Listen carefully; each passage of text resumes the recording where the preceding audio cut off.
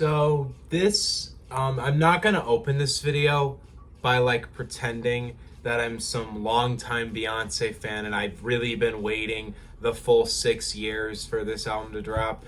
Cause like in honesty, I'm not. I've always liked her music, but it wasn't really until this past week that I really started to listen and go through her catalog and actually kind of understand her as an artist. Not that I've never enjoyed her, but I was never that into it. And I was like, you know what? I think I will like Beyonce, so I'm going to listen to her albums and, kind of experience what she has to offer. And my conclusion is I do. Enough to react to her new album here, Renaissance. This has been probably, in at least in like the pop circle, probably the most hyped album that's going to come out this year.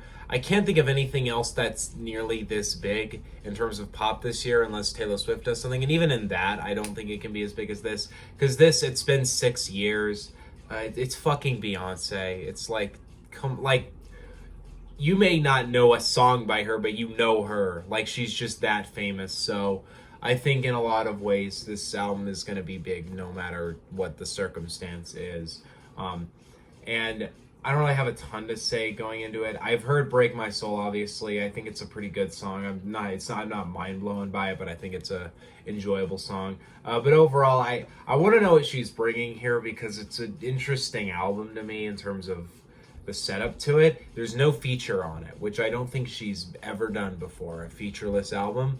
And to add to that, the first single from it was much different from her other stuff. It wasn't nearly the same kind of R&B or pop that she normally does. So that makes me wonder going into this what this album is really going to sound like. I'm interested to know what it is going to be like. There are some possibilities that this is going to be also like Drake, like it's going to be a house album. And that my response may be I might not like it as much as I like her self-titled album or Lemonade, but I might still like it I'm gonna like it more than Drake's album because I really like Beyonce as a singer. She's an incredible singer. Drake is not a good singer, so he's a good singer, he's fine, but I don't find him interesting enough. So I was never gonna like him singing anyway, but I actually do like Beyonce as a singer, so we're gonna give this a shot. I don't really have anything else to say going into this. I didn't exactly think I was gonna react to this, but I kind of came to the conclusion that this album is kind of a big fucking deal. Like, it's going to be a huge album this year, and it kind of hit me that I was like, well, I might as well, react to it on camera so people can kind of see my thoughts and in general. Also, I don't react to non-hip-hop a lot, and there's not going to be a ton more R&B stuff this year that's as hyped as I am for this, so I was just like, you know what, fuck it, let's do a reaction to this. It is going to take me forever to edit because it is a pretty long album, but whatever. Let's see, what do we got going into this? Track number 1, we got I'm That Girl. I don't really have much more to say. Renaissance, Beyonce, let's go. By the way, I'm only doing speaker 1 today. Last video I did all the speakers, and I think I've realized I feel better concentrating on one speaker, and it also makes the video quality a lot better. You can hear me a lot better, so I think that's gonna work out a lot better. So here we go, Renaissance, Beyonce, let's go.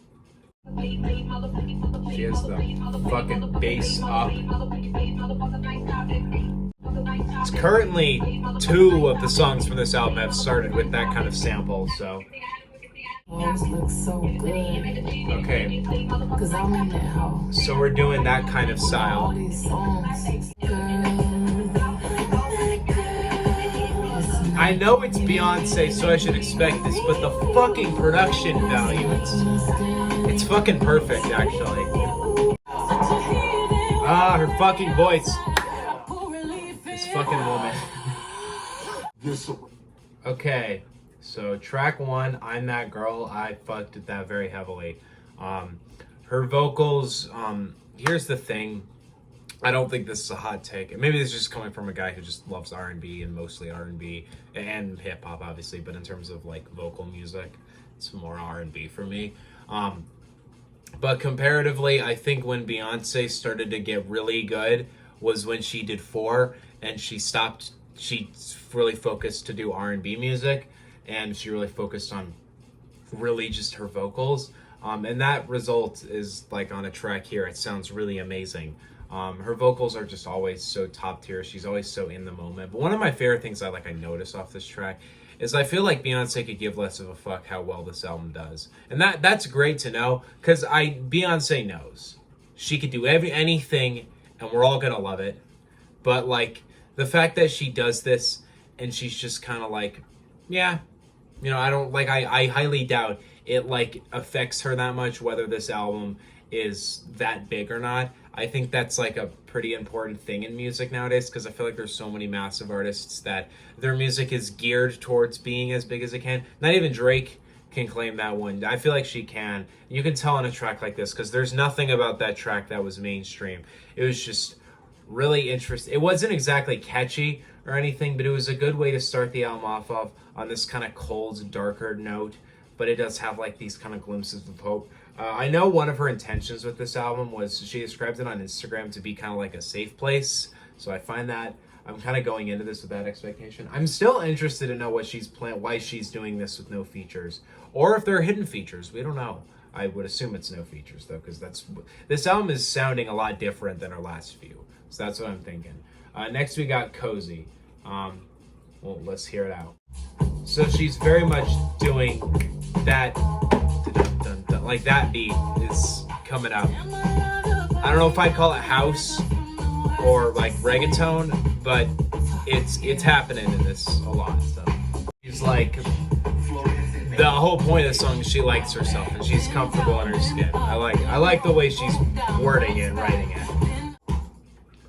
So one of the things I thought about when I was listening to that song, first of all, great song. Actually, between that and I'm That Girl, I think that's the best so far. One of the things I thought about while hearing that song was that, okay, first of all, it hit me that this album I don't think is going to be as big as her past couple. Unless there are other songs that are more pop geared. Because as much as she's gone R&B in the past couple of albums, there's still songs that are mass appealing. Like they're R&B, but they're still kind of pop appealing kind of songs. And so far with these first two songs, I don't really see these like being that big. I may eat my words there, but to me, it's kind of seems like maybe another example this year of an artist kind of doing an album that's a little out of the box for them, and then when it comes to the charts and actually being successful, it's just not being successful, but like being as big as their previous efforts. The Weeknd did it with Don FM. It was kind of big for a week, but it didn't really last that long.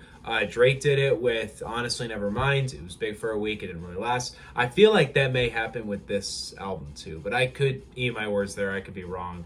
I think I'm more just thinking about like the sound of this album and how it'll be mass appealing. I also want to point out about that song, Beyonce can be very effortlessly cool. Like she is very effortless in the way she just talks about herself, like the way she kind of brags and the way she kind of is feeling herself on songs. There's something about the way she does it that there's very little that she has to do that. Like she can just be like, yeah, I'm the shit, because it's fucking Beyonce, so we all agree like automatically basically. It's interesting to watch because other artists have to try a lot harder to be cool, and she's just fucking effortless with it. It's very entertaining, and I always like her songs that go in that lane. Next we got Alien Superstar. Let's hear it. Yeah, this is like the beat she's going with, and it's not pop at all, like at all. It's barely even R&B in a lot of aspects, actually. Whoa, the violins in the back. Oh, that's nice as fuck. That sounds so good, actually. Damn, that song was fucking awesome. I love that song. That's easily my favorite. Between everything I've heard, including Break My Soul, that's my favorite so far. There's just such a great environment to that song. And to add to with it, like the title, like Alien Superstar, she did a very good job making a song that feels kind of otherworldly. The violins in the back, with her raising her vocals like that, it just sounds really, meshes really well. Love that song, actually. Between the first three songs, that's my favorite, definitely. Next we got Cuff It, which I truly don't have anything to say about any of these songs before going in, because I don't know anything about it. I'll be interested to know what this one is. Let's go. I feel like falling in love. Okay.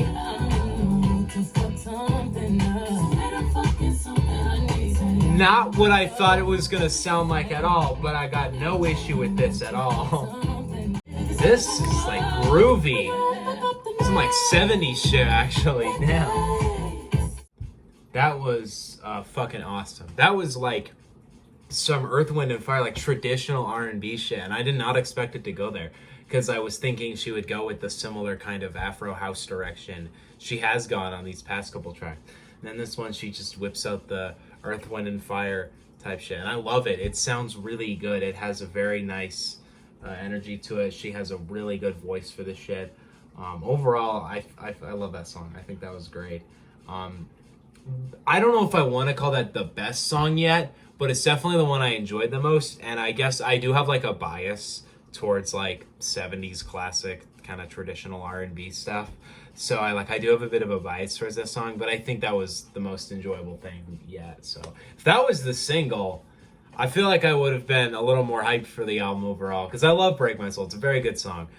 But if that was the single, I would have been like really hyped to hear this album. But I also feel like my expectations would have been set wrong. I think Break My Soul was good to set the expectations for this album well. Next we got Energy, which is only like a 2-minute song, so I feel like it's going to be more of like an interlude, but let's hear it. Look around, it's me and my So there are features on this album, and they are him. It's Beam, who's on this song. He's doing like a flow. Da-da-da-da-da-da-da-da-da-da. Like, it's like a rap flow. That's interesting. So, saying this, by the way, I need to look this up, because from what I know, Beam, the most thing I know him from was he helped Justin Bieber with a couple songs, I think 2 songs off of his Justice rollout. He helped him with the Freedom EP, with the song Freedom, and then he helped with Love You Different. Other than that, though, those are the only 2 songs I have by him, but he's done other work with a few other artists. Specifically, he's done another song with Justin Bieber too. He did Top Shotta with Pusha T, Pop Smoke, and I hated that song, but like, hey, that's cool. One thing I am going to point out, though, first of all, this song was nice. It was a cool kind of interlude kind of thing. I don't really see it as like a full-on its own track, but it is kind of. I almost feel like you could have used Beam later, because I really like his vocals and I really like his energy, and I think he could have been used on other songs. But I mean, it's a nice little interlude. It's fun. She has a kind of interesting flow towards the end of it. I also want to say, I want to just peep this, because this transition is nice as fuck. Just listen to this transition and Break My Soul. Like, just the transition. That's a fucking good I'm a sucker for good transitions. And I'm also a sucker for transitions that are not like, where they play the beginning of the song, the next song, at the end of the first song, because it always ruins the energy. Like, my least favorite example of this is How Do I Make You Love Me to Take My Breath on Dawn FM, because if I'm listening to How Do I Make You Love Me on its own, I don't get like a smooth transition to the next song if it's not Take My Breath. So often I'm inclined to just add Take My Breath to the queue so I can have the good transition, because without it, it ends with the Take My Breath instrumental, and it sounds weird. But that was actually how you do a really fucking good transition. I'm a sucker for good transitions, what can I say? I also hated Life of Pierre 5, so it doesn't make an album good. Next we got Church Girl. Next we have Break My Soul. And I do really like this song. It's really catchy. It has a very good instrumental. The piano, the way the piano is used in the back is very interesting. I really like the song overall. It's experimental enough, but not to the point where it's not a song I could listen to in any environment, and it's not still a really fun, entertaining Beyoncé track. Next we got Church Girl, which is the #1 song on New Music Friday, which means she has some confidence in this song to be a big hit. Now, I usually don't use that as like a deciding of how good the song is going to be, but it does kind of mean something in this regard, because she did, or at least her company, whoever's running her Spotify, picked that song to be at the top of New Music Friday. So that's something. Church Girl, let's go. Is that trap? I guess that's a trap beat, but it's like a house trap beat. That's interesting. Ooh, the flow. Yeah, I see why she picked this as the #1 song on Music Music Friday. I see it. This song has a lot of moods, but it's not clashing at all with those moods. That's cold. It just hit me how cold. It must be the cash because it ain't your faces. That's a cold line. So, I guess the whole theme of like church girl on that song is like a girl who's, you know, supposed to be like, you know, I guess she goes to church daily. She's like a good girl, but like, you know, at a party, she's like really, you know, naughty and shit. And I guess I get the idea of that. I like that theme. That track, I see why she picked it, because it definitely seems like a song that could really be pretty commercially appealing and a pretty big song. It has a very fun energy to it. It has a very good energy to it. It's fun. It's definitely like a banger kind of song. I will say, I like the way that the song isn't too focused on being too, because she's singing, she's got the vocals there, but she'll hit like the more kind of rapping bit too. So overall, I think this song is actually really great. I thought that was a really fun time. Next we got Plastic Off Soda, or Off the Sofa. I don't know why I said soda. Plastic Off the Sofa. Got no fucking clue what that shit means, but let's hear it. Let's go. The song has a very distinct like groove to it that I really like. That was a fun song. I didn't really find it to be one of my favorites so far, but it has a very nice groove to it. It has a pretty nice overall kind of meaning to it. Overall, I mean, it's a nice song. I don't have a ton to go on about that song, but I do like it for what it is. Nice song, nice groove, great vocals. She really does express her vocals very nicely in the song. I like it. Next we got Virgo's Groove, which is a good 6 minutes long. I know this is probably referring to the zodiac sign, which there's that one song off of her first album called Signs, which I'm sorry, that was one of the cringiest songs I've ever heard, but it's more cringy now than it probably was in like 2003, because now zodiac signs have the whole, you know, awful culture around them. But let's see what this is. Is she a Virgo? I don't fucking know. I don't actually really care that much, but let's hear it. Virgo's Groove. Let's go. This is more like Earthquake. It's another one of those 70s kind of sounding songs. So there was no real big reason to make that song a 6 minute song. It wasn't like a 2-part song or like had some really deep message. It was just a really fun song that needed to be 6 minutes. I don't blame it. That song has the right amount of energy to last that long. It was consistently fun, well organized, enjoyable. This album thus far is the kind of album where I can really tell this has been years in the making. Like Beyonce's definitely been working on this and crafting it and making it sound perfect for years now. You could just tell by the whole sound of the album.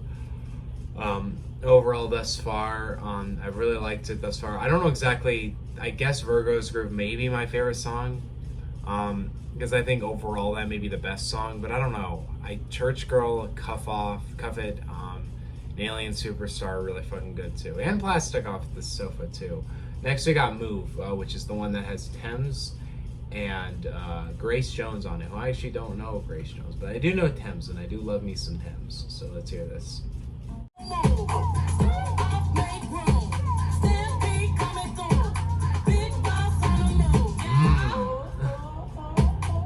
That song is actually kind of tough. Like, I didn't have much of a reaction to it, but her force on that song is really fucking good. Actually, her force specifically on the Move Out the Way is like really there and present. I really like it.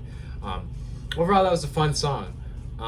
I think that one definitely really follows that Afro kind of house beat that this album has been using a lot. I don't really have a ton to say on that song. I do like it. Grace Jones didn't really do a ton.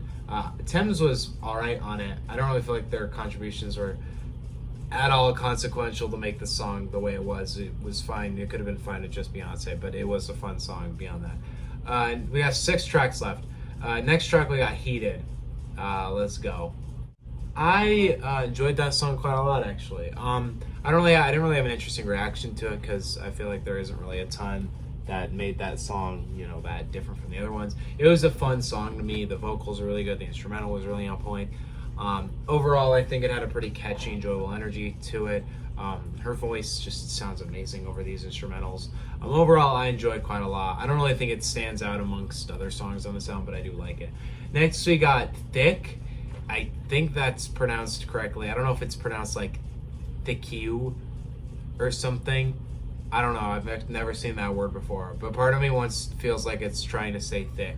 But I don't know. We'll see what it is. Also, I want to say later on the sound we have a track called America Has a Problem, which, yup, it does. I'm interested to know what that track's going to be about, because it could be about many things. Thique, let's go. So it is thick. That is the correct pronunciation. And this is going to sound crazy in a club when it plays. It will. Wow. The key really changed there, actually. Wow. That was an interesting song. It very much had the energy that the title implied it would. It had a very heavy, bouncy instrumental with a very heavy bass on it. Overall, I like that song. It had a pretty fun energy to it. Overall, I don't have a ton to say on that one. It's definitely not one of my favorites, but I do like it. Next, we got All Up in Your Mind. Let's go. That song had a very building energy to it. Like, it was really intense, riling up. I really like that. That was a fun song. I don't really have a ton to go on about it, but I do really like the production. I think it's very creative and pretty fun. It's catchy. It was nice. I like that song. It was actually up there for me. I don't know if it's nearly one of my favorites, but I do like that song quite a lot. Next, we got America Has a Problem, which the thing that is hitting me about this song is this album has been pretty centered with its theme just kind of being what Beyoncé normally talks about. Songs where she's feeling herself, she's flexing, or songs where she's talking about how much she loves somebody. It's what this album has kind of been doing so far. And then this next song, she gonna get political, or it's something else. But all I can say is that title is very true, and I wonder what the problem she's gonna be talking about is, because there's a lot it could be. I'm liking like the sample in the back, like da da da da da da da. That's interesting. I like it. When she does like a flow, it's actually really smooth. Like, it usually really works. So that was a pretty fun song, actually. Actually, sonically, it is one of my favorite songs on the album. Just want to say, I was very misled by that title. She didn't really seem to dive into any problems in America. I wonder why she chose that title. But it is the sample at the beginning, I guess. But I don't know. Maybe it's if you analyze it more, there's more meaning. I don't really know. Somebody in the comments can tell me if that's the case. But overall, it was a fun song. I did quite enjoy that song. Next, we got Pure Dash Honey. I don't know if this is going to be like 2 tracks or not, but let's hear it. That was an interesting song. It wasn't really a double track at all. In fact, in a lot of ways, it feels like this song is just Honey. But there are instrumental switches here and there, which I did really like those instrumentals. For the most part, the song kept itself pretty engaging. I do just want to say I don't get why it's called Pure Dash Honey, though. Maybe it's saying her honey is pure, but the song could have just been called Honey. I don't know. It was a fun song. I did enjoy it, and I thought it was a pretty nice song overall. Next, we got the final track on the album, Summer Renaissance. I'm interested to know what she's going to do as the ending song on this album, but let's go. Ooh, the synths with the harmonies actually sound so nice on this. I like it. Alright, last track, Renaissance. That was a pretty fun song. I think it had a pretty good closing energy to it. The synths and the harmonies all sounded great. I did really like that song. Overall, I really do like this album. I think this is a pretty fun album.